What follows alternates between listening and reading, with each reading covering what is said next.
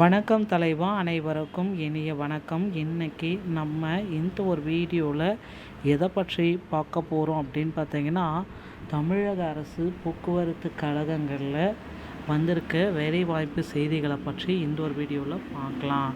So டிசிசியுடைய மீதி இருக்கிற 700 பேருக்கு பார்த்திங்கன்னா அப்பாயின்மெண்ட் ஆர்டரு எப்பொழுது வரும்?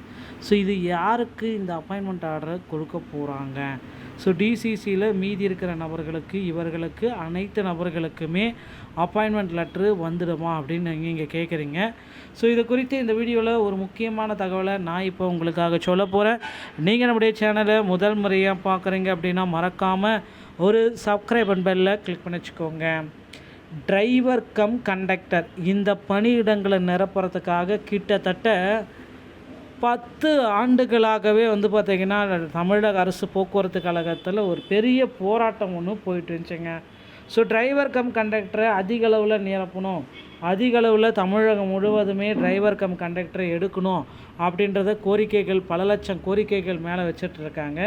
ஸோ இது எல்லாமே கருத்தில் கொண்டு பார்க்குறப்ப தற்சமயம் டிரைவர் கம் கண்டக்டர் எல்லாமே எடுத்தாங்க. அதில் 3274 பேரை மட்டும் எடுத்துக்கலாம் அப்படின்ற மாதிரி அந்த அளவுக்கு மட்டும் சீட்ஸ் எல்லாமே கொடுத்தாங்க. அதில் வெறும் 2500 பேர் மட்டும்தான் இப்போ இருக்காங்க. அந்த 2500 பேர்லேயும் ஒரு 100 பேர், ஒரு 10-20 பேர் பக்கம் பார்த்திங்கன்னா ட்ரைனிங் பிடிக்கல அப்படின்ட்டு வெளியே வந்துட்டாங்க. இதுவும் நடந்திருக்கு. ஸோ நடந்திருக்க விஷயங்களை மட்டும்தான் நம்ம சொல்கிறோம். ட்ரைனிங் பிடிக்கல அப்படின்ட்டு கொஞ்சம் பேர் வெளியே வந்திருக்காங்க. அவங்களுக்கு அவ்வளோதான், திரும்ப உள்ளே போக முடியாது. திரும்ப அவங்களால பார்த்திங்கன்னா பணிக்கு செல்வது வாய்ப்பே இல்லை அப்படின்னு நம்ம சொல்லலாம். ஸோ போக்குவரத்து கழகத்தை பொறுத்த வரைக்கும் எக்ஸ்பெக்டேஷன்ஸ் எல்லாமே பெரிய அளவில் இருக்குது. எல்லோருடைய எதிர்பார்ப்புமே போக்குவரத்து கழகத்தில் அதிக அளவில் இருக்குது. தமிழக அரசு போக்குவரத்து கழகத்தில் டிரைவர் கம் கண்டக்டருடைய பணியிடங்களை முழுமையாக நிரப்பணும் அப்படின்னு கோரிக்கை வச்சதுனால ஸோ கண்டிப்பாக டிரைவர் கம் கண்டக்டருடைய பணியிடங்களை முழுவதுமாக நிரப்ப போராடிட்டுருக்காங்க.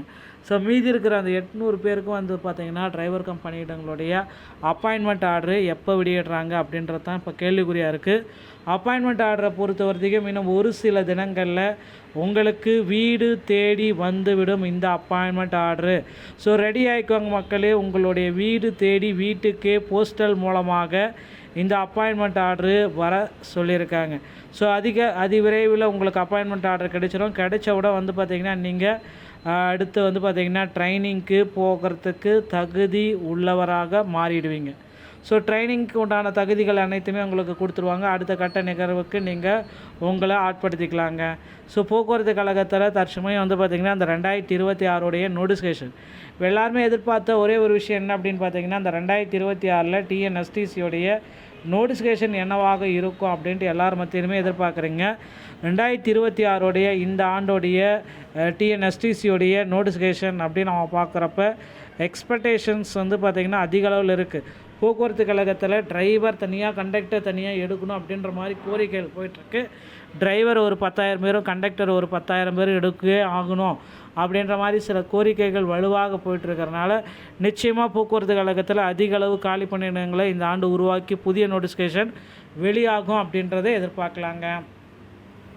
ஸோ டிஎன்எஸ்டிசியில் நீங்கள் இப்போ ஜாயின் பண்ணால் அருகாமையில் இருக்கிற ஆர்டிஓ அலுவலகத்தை அணுகி டிரைவிங் லைசன்ஸ் மற்றும் கண்டக்ட் லைசன்ஸு பெற்று வைத்துக் கொள்ளுங்கள்.